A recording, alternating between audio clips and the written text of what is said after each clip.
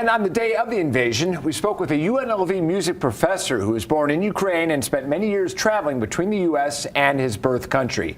The next day, we spoke with a local man who was in Ukraine when the country was invaded. And tonight, Fox 5's Kim Passoff is checking back in with both of them. Kim. Yeah, so over the last year, both men have been consumed by the war that is happening on the other side of the world. It is never far from their thoughts. And both men have spent time on the ground there, despite the danger to their own safety. It's a horrible, horrible development, and I fear what's coming next. That's the reaction of UNLV music professor Taras Krissa 1 year ago, immediately after learning Russian troops were indeed invading and bombing Ukraine. How they go through this, it's unimaginable in this country. He knows firsthand the suffering.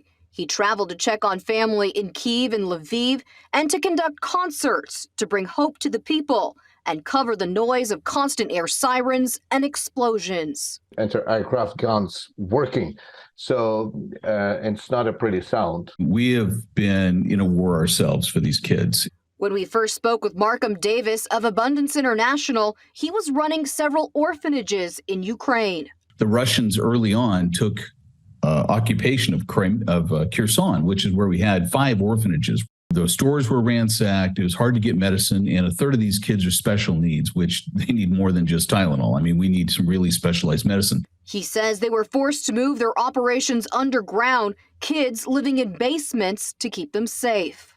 Everywhere I went, there was always daily air raid sirens, 3, 4, 5, even in the safest cities of Lviv. And with the threat of human trafficking of kids during the uncertainty of war, he helped many kids find local foster families. Some of them had 5 or 7 children from our orphanage they took into their homes. He says what was needed most was a constant moving target as the war played out. The Russians had sent in their own people to run our orphanage in Kherson. And so when they withdrew, we had this awkward situation where their people were still sitting there running the orphanage, not knowing what to do. Now the president's visit to Ukraine is a huge statement that tides are turning, according to Krissa.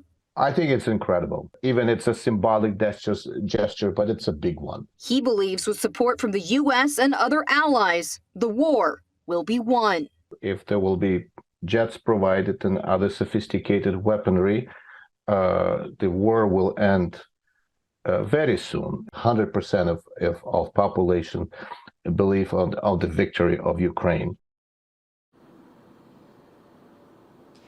And as for the orphanages that Davis works with, he says in the year since the war started, the 20,000 kids in their care, not one has been killed, injured, or been kidnapped during that time. John?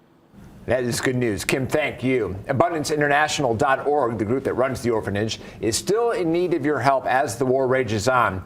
We have a link on our website, fox5vegas.com.